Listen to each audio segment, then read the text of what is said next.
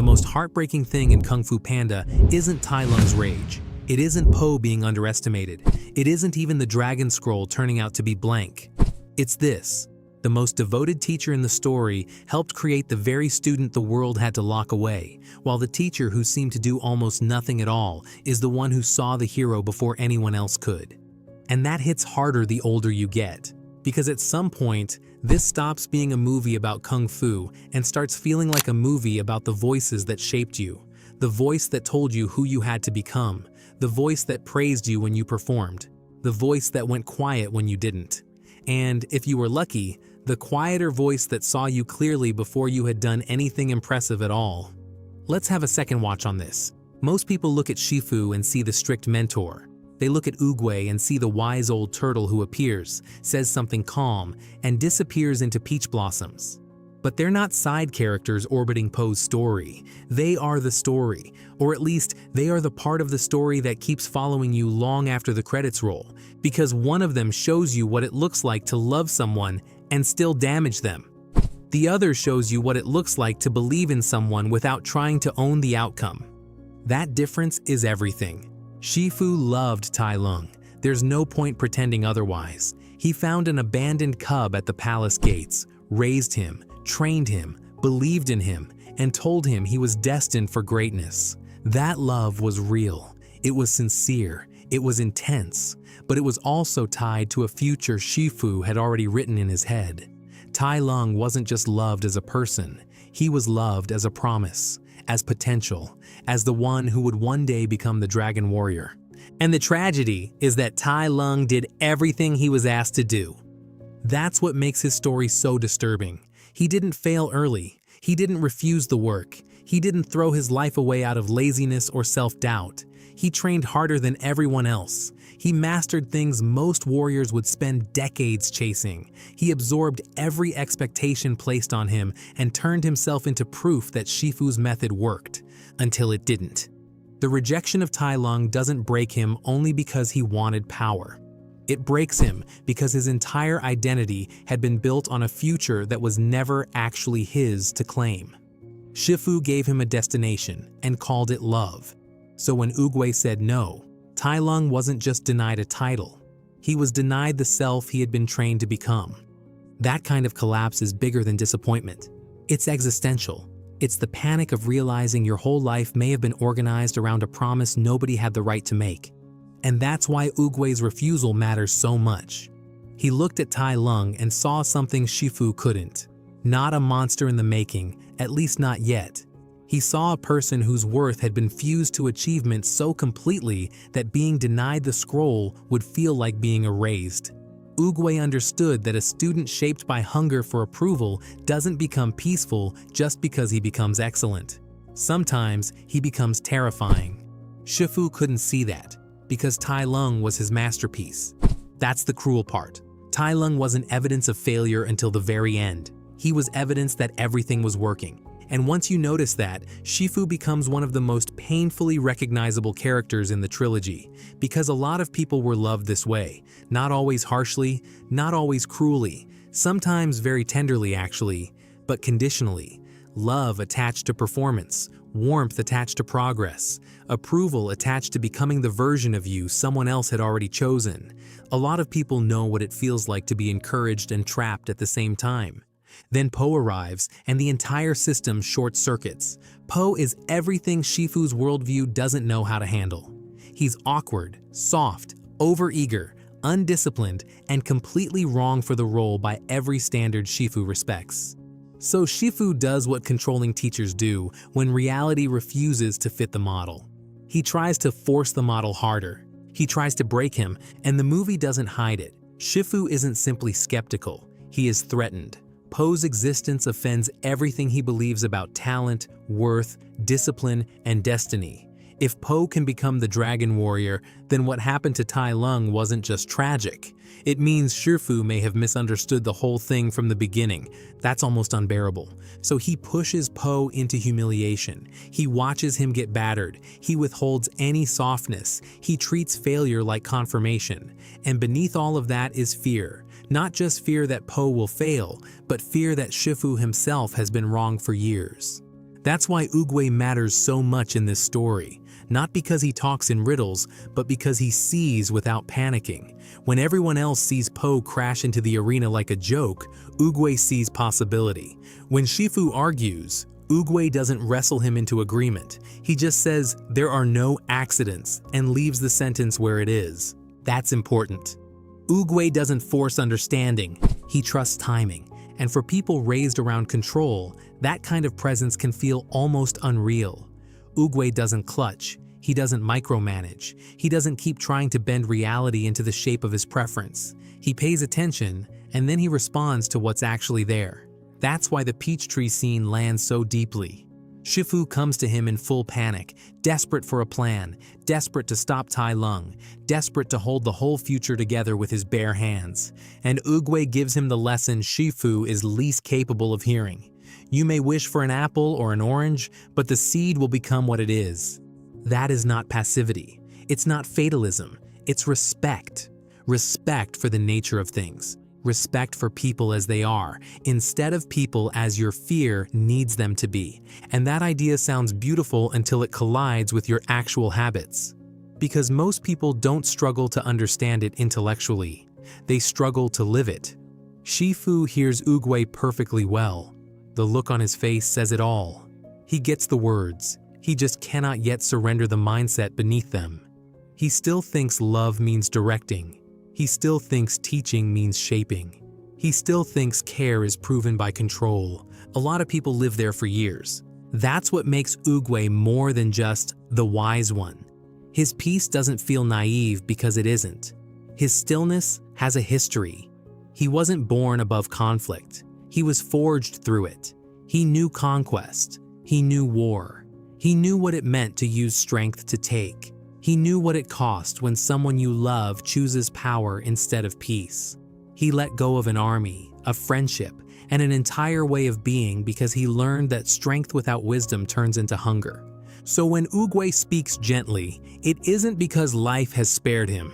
It's because he has already paid to understand what force cannot do. That gives his kindness weight. Later, when Po spirals under the pressure of being chosen, Oogway doesn't hand him a better plan. He gives him a place to stand. Yesterday is history. Tomorrow is a mystery. Today is a gift. People repeat that line because it's memorable, but what matters is what he's doing with it. Po is mentally living in a future where he has already failed. Oogway brings him back to the only moment where change is possible. Not the fantasy. Not the catastrophe, the present. Almost nobody teaches that way.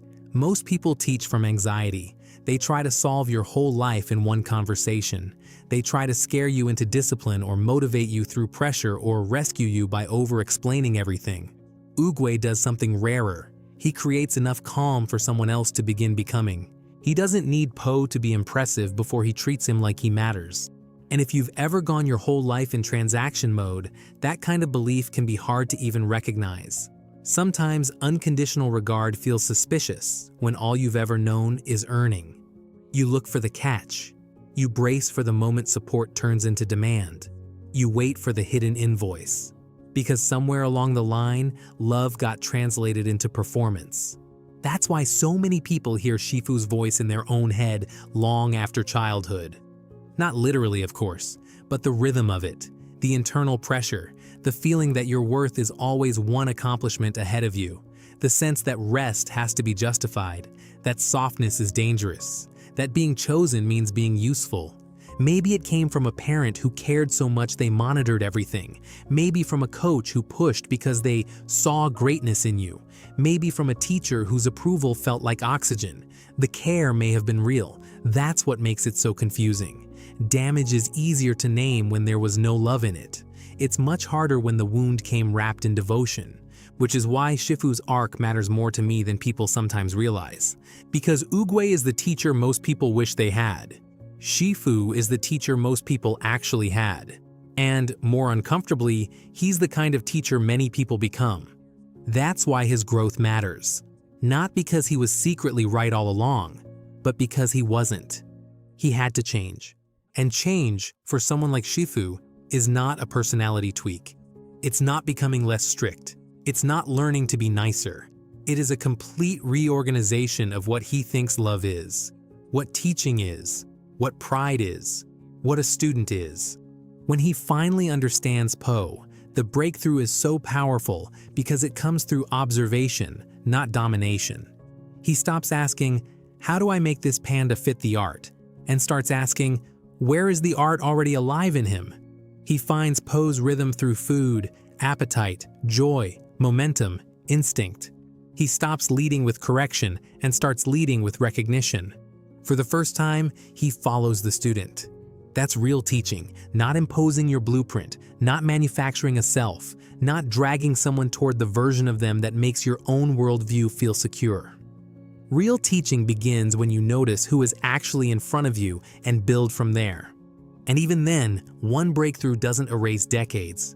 That's another reason Shifu works as a character. His growth costs him. He has to live with Tai Lung. He has to carry the knowledge that his love helped wound someone deeply enough to reshape an entire life. He doesn't get to discover wisdom in a clean, inspiring montage. He discovers it through regret. There's something brutally human about that. Because some people arrive wise early. They see clearly, trust deeply, and move through the world with a kind of grounded compassion that seems almost native to them. But other people become wise the hard way. They see the wreckage they've contributed to. They face what their fear has done, and instead of hardening, they change. That may be the more difficult miracle. By the time the later films roll around, Shifu is still trying to reach what Oogway embodied so easily. He still reaches first for discipline, still tries to muscle transcendence into existence, still wants to force surrender, which is almost funny when you say it out loud. But then something shifts. He watches Po become fully himself. Not Shifu 2.0, not a corrected version, not an obedient extension of the master, just Po. Ridiculous, sincere, unlikely Po. And Shifu finally says the thing he could never have said at the beginning. "I'm not trying to turn you into me. I'm trying to turn you into you."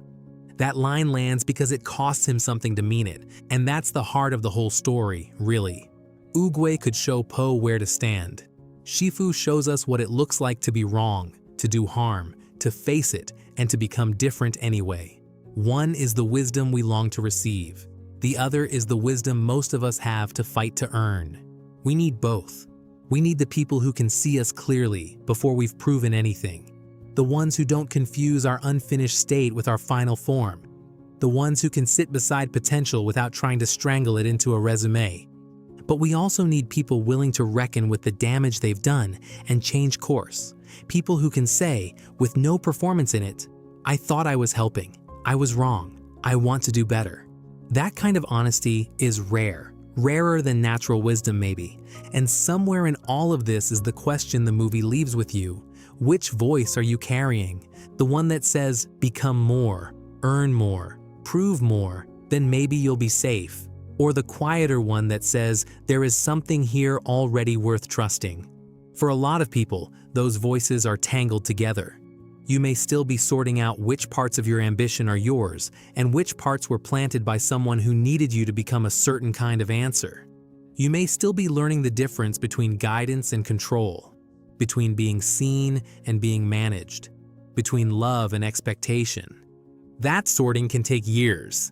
Sometimes what changes you isn't a dramatic intervention. Sometimes it's one sentence, one teacher, one friend, one moment when someone looked at you while you were unfinished, unimpressive, confused, maybe even failing, and still acted like your value wasn't in question.